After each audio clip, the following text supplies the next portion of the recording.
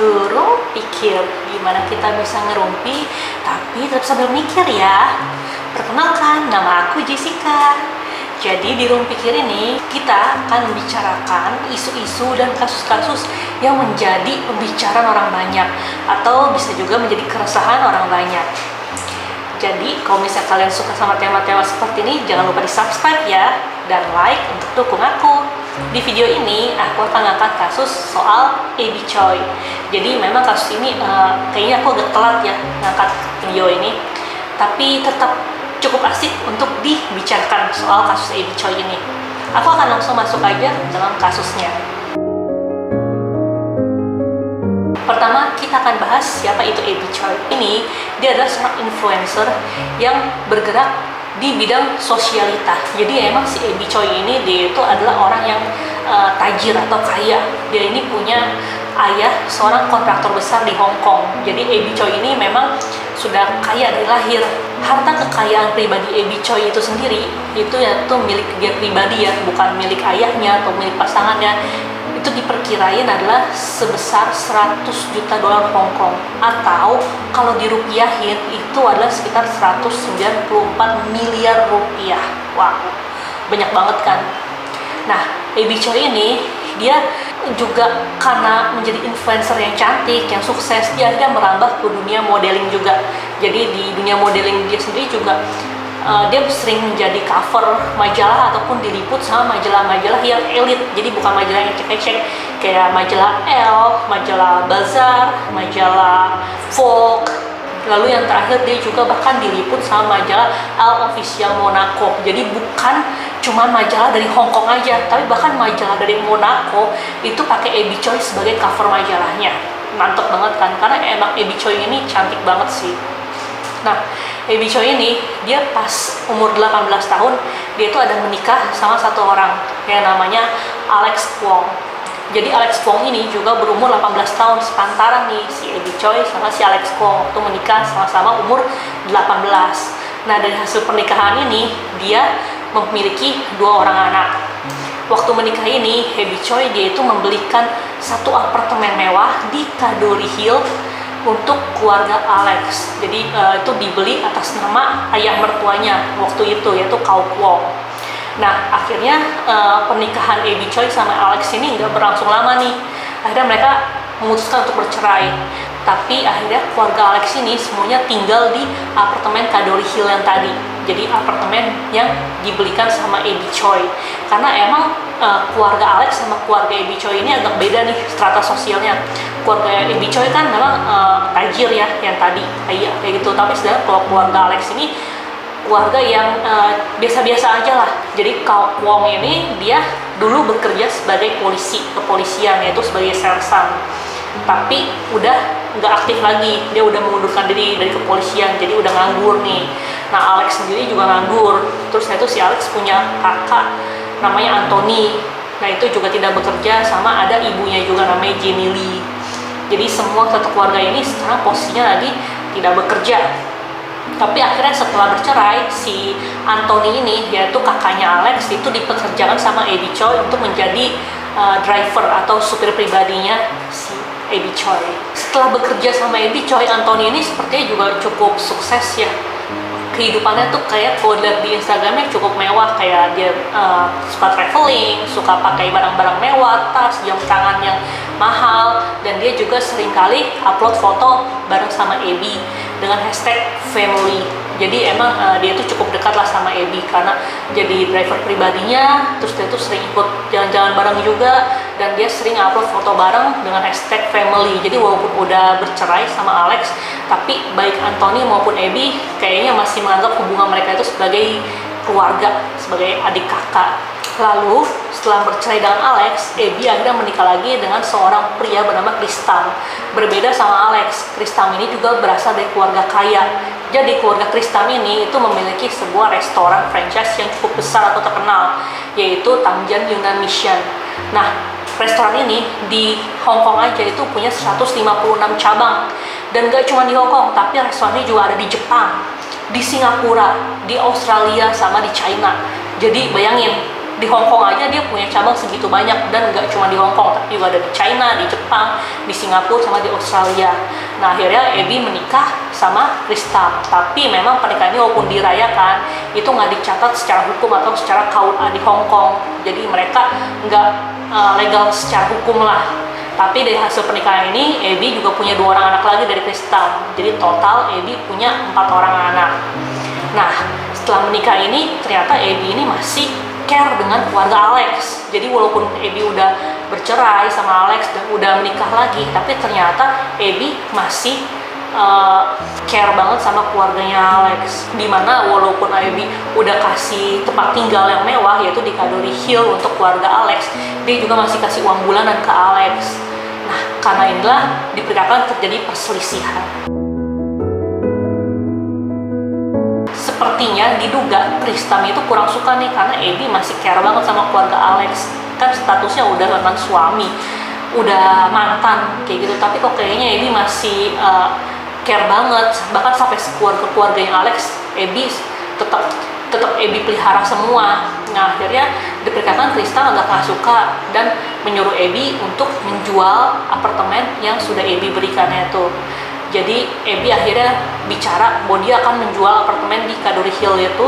Lalu tapi tenang aja, dia akan membelikan sebuah tempat tinggal baru untuk keluarga Alex, yaitu Kaum Wong, mantan ayah mertuanya, lalu Jenny Lee, mantan ibu mertuanya, Anthony, mantan kakak iparnya yang sekarang bekerja sebagai drivernya, dan juga Alex, mantan suaminya, untuk pindah ke suatu tempat tinggal yang baru. Tapi kayaknya rencana ini nggak disukain sama keluarga Alex atau keluarga Kau Wong, karena mungkin mereka khawatir Abby nggak menepati janjinya, yaitu memberikan tempat tinggal yang baru.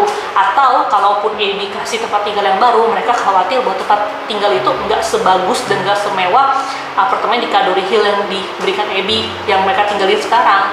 Karena kan tadi ditafsir di apartemen Cadbury Hill itu harganya 23 M ya, itu kan mewah banget. Yang mana kalau misalnya rumah di Jakarta aja nih, kalau harganya 23 M itu pasti udah bagus banget kan. Nah ini apartemen 23 M, jadi mereka kayak rada khawatir kalau nggak akan hidup seenak sekarang. Jadi inilah yang menjadi perselisihan dan menjadi awal dari kasus Abby. Kita masuk ke dalam kronologi. Oke, kita masuk ke dalam kronologi, yaitu pada hari Selasa 21 Februari 2023, di mana Abby seperti biasa dia mau menjemput putrinya pulang sekolah.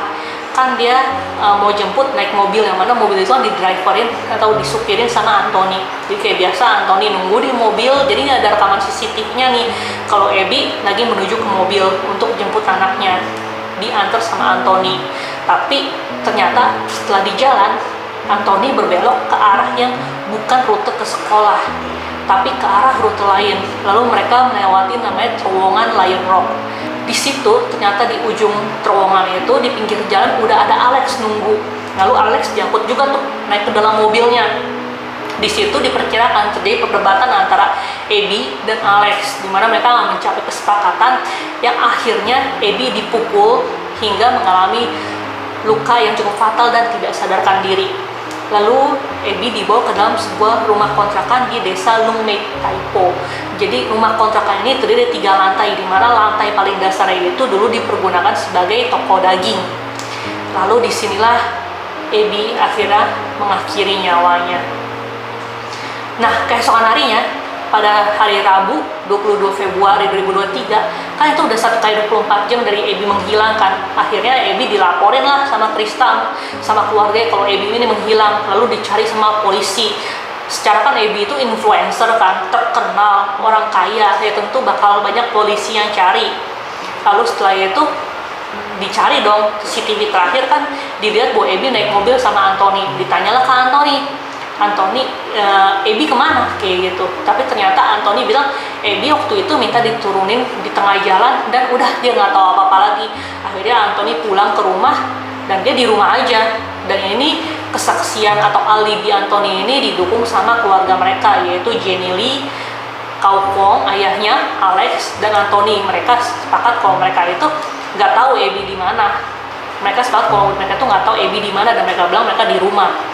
Inilah nanti yang akan menjadi menjerat Jenny Lee juga. Jadi boleh diingat ya alibinya si Anthony ini.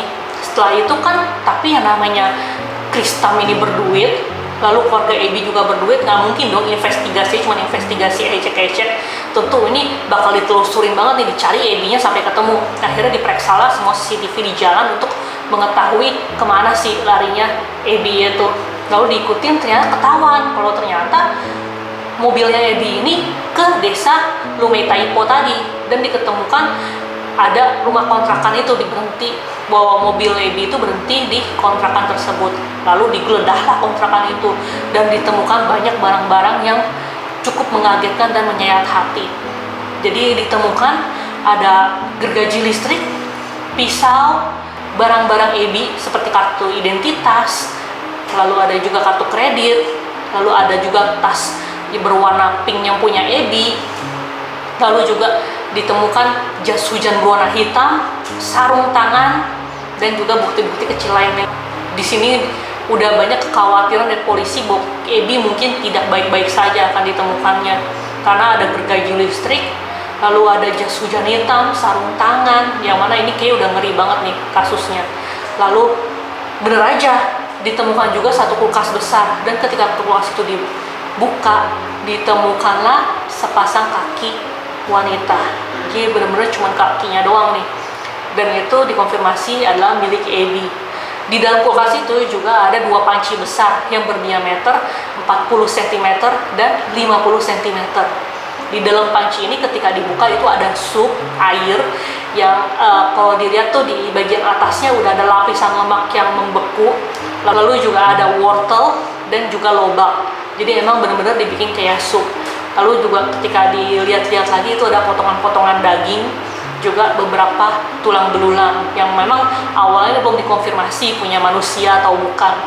Tapi akhirnya setelah dikonfirmasi itu memang punya manusia dan dikonfirmasi itu adalah Abby.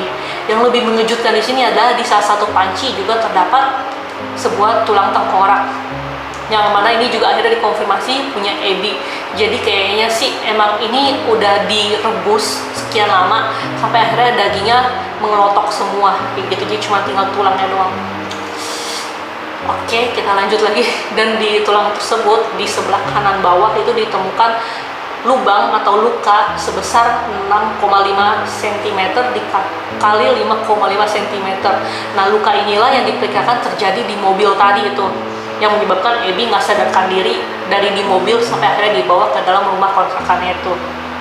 Akhirnya diceklah bahwa rumah ini sebenarnya rumah kontrakan siapa. Ternyata rumah kontrakan ini itu disewa atas nama Kau Kwong, yaitu mantan ayah mertua Abby.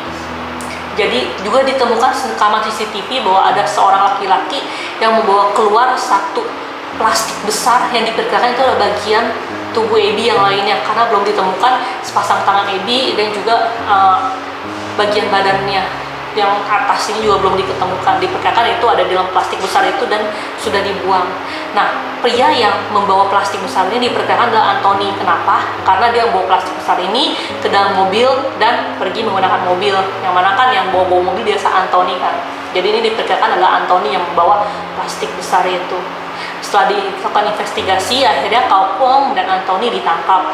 Lalu terungkaplah kalau ternyata mereka mengeksekusi Abby bersama juga Alex. Tapi Alex ini masih kabur nih, masih jadi buron. Dia bersembunyi yang tadinya nggak tahu di mana. Akhirnya Alex ini ditangkap di pelabuhan. Ketika Alex ini ditangkap, dia tuh membawa uang tunai sebesar $500 Hongkong atau sekitar 973 juta rupiah. Dan juga dia membawa beberapa jam tangan mewah yang diperkirakan nominalnya itu bisa lebih dari 7,7 miliar rupiah. Tapi akhirnya Alex ditangkap di pelabuhan waktu mau melarikan diri. Jadi dia kayak udah siap kabur dengan bawa banyak uangnya ya, tapi akhirnya tertangkap di pelabuhan. Nah, Jenny Lee, yaitu ibu dari Alex dan Anthony atau istrinya Kau Kwong, itu juga ditangkap atas kesaksian palsu, yang mana kan dia juga setuju kalau Anthony itu akhirnya menurunkan Abby di tengah jalan dan akhirnya pulang kayak gitu, ada di rumah. Jadi Jenny Lee ini juga dia ditangkap sebagai tersangka karena beri kesaksian palsu dan diduga mengetahui rencana kejam ini. Lalu juga ada tersangka kelima, yaitu Miss Eng. Miss Eng ini dia itu adalah selingkuhan atau simpanan dari Kau Kwong. Jadi Miseng ini dia itu bekerja sebagai terapis spa atau tukang pijat plus lah, yang mana sering dipakai oleh Cao Kuang. Nah, Miseng ini terlibat karena dia adalah orang yang mencari dan memesan kontrakan yang menjadi TKP itu, dan juga yang memesan tempat persembunyian untuk Alex. Jadi dia juga memesan kontrakan lain untuk Alex bersembunyi waktu menjadi buron. Jadi Miseng ini juga ditangkap atas tuduhan karena menolong buronan. Jadi ada 5 tersangka di kasus ini. Kita masuk ke dalam motif. Jadi kenapa sih Abby harus sampai dieksekusi sekejam itu sama keluarga Alex? Diketahui bahwa motifnya itu adalah atas dasar ekonomi, yaitu karena yang faktor paling pertama itu adalah soal apartemen Kaduri Hill tadi, di mana Abby mau menjual apartemen itu. Akhirnya itu bikin resah keluarga Alex, yaitu Cao Kuang dan anak-anaknya, kalau mereka harus pindah dan mungkin nggak akan semewah atau sebagus itu lagi. Lalu selain itu, Alex dan Anthony ini ternyata memang juga punya tuntutan ekonomi atau lilitan ekonomi yang lainnya. Anthony walaupun diketahui di Instagramnya atau di sosial medianya sering memakai barang-barang branded, sering traveling, dia ini pernah digugat oleh Bank Citibank dengan nominal hingga 238.000 dolar Hongkong, atau kalau di rupiah itu yaitu sekitar 463 juta rupiah. Lalu Anthony ini juga pernah digugat atas sengketa kasus kontrak, dan gugatannya itu sebesar 130.000 dolar Hongkong atau sekitar 253 juta rupiah. Nah, Alex ini lebih parah lagi. Alex ini bahkan udah menjadi buron. Dia itu menjadi buronan atas kasus penipuan yang kalau di total tuh kerugiannya itu atas penipuan dia adalah 5 juta dolar Hongkong atau sekitar 9,7 miliar rupiah. Dan dia juga terlilit hutang yaitu sekitar 15,7 juta dolar Hongkong atau kalau di rupiahin itu sekitar 30 miliar rupiah. Lebih dari 30 miliar rupiah.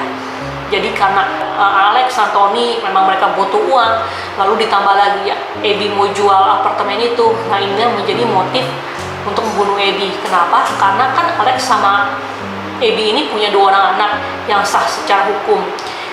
Kalau misalnya seandainya mereka nih ya mikir ya, kalau seandainya Abby itu hilang, maka warisan Abby akan diturunkan semuanya ke kedua anak ini. Yang mana kan 2 anak ini masih anak di bawah umur, artinya harta kekayaan itu akan dialihkan kepada orang tua anak ini, yaitu Alex. Kan kalau 2 anak Abby yang lain kan nggak sah secara hukum ya, karena nggak didaftarkan pernikahannya di KUA Hong Kong. Dan lagi apalagi Christoph juga orang kaya, rasanya mereka nggak butuh hartanya Abby. Tapi memang tindakannya kejam banget. Nah, kan banyak orang bingung kenapa Cao Kuang yang mana dia itu mantan polisi kok bisa sih melakukan eksekusi kepada Abby yang segitu barbarnya. Namanya dia nggak takut kalau akan ketahuan.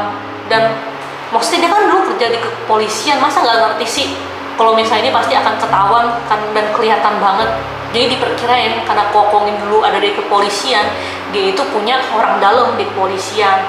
Inilah yang menyebabkan kenapa Alex sama Anthony walaupun mereka terlilit hutang, tapi kok kayaknya bisa santai-santai aja, udah jadi buronan tapi masih bisa santai hidup dengan bebas saja di sosial media. Mereka masih bisa traveling. Jadi kayaknya selama ini ya, Cao Kuang ini punya backup orang dalam di kepolisian. Tapi untuk kasus eksekusi Abby ini kayaknya sih nggak ada lagi yang bisa nge-backup dia lagi, karena ini emang udah parah banget kasusnya. Oke, kita masuk ke persidangan. Persidangan pertama itu udah terjadi pada tanggal 27 Februari kemarin, dan akan dilakukan lagi persidangan kedua yaitu pada tanggal 8 Maret untuk menentukan hukuman bagi 5 tersangka ini, yaitu Cao Kuang, mantan ayah mertua Abby, Jenny Lee, mantan ibu mertua Abby, Anthony, mantan kakak ipar Abby, dan Alex, mantan suami Abby, serta Miss Eng, simpanan dari Cao Kuang. Kita akan saksikan aja, mungkin akan ada berita lanjutannya soal persidangan kedua ini. Nah, seperti biasa, aku akan mengulas nggak cuma kasusnya doang, tapi juga akan mengulas dari sisi lain. Yang menarik di sini adalah soal harta warisan. Aku nanti akan bikin video sendiri khusus untuk menjelaskan sebenarnya gimana sih cara penghibaan harta warisan yang ada di Indonesia ya, khususnya karena kita di Indonesia. Kalau misalnya orang itu belum bikin suatu wasiat, hartanya akan ke siapa, akan pembagiannya seperti apa yang sah secara hukum. Dan juga kalau misalnya ternyata orang itu nggak punya harta, justru punya utang, itu akan seperti apa. Kita akan bahas nanti di video selanjutnya. Oke, thank you yang udah nonton video ini sampai akhir. Jangan lupa like dan subscribe untuk dukung aku. Dan see ya di video berikutnya. Bye-bye.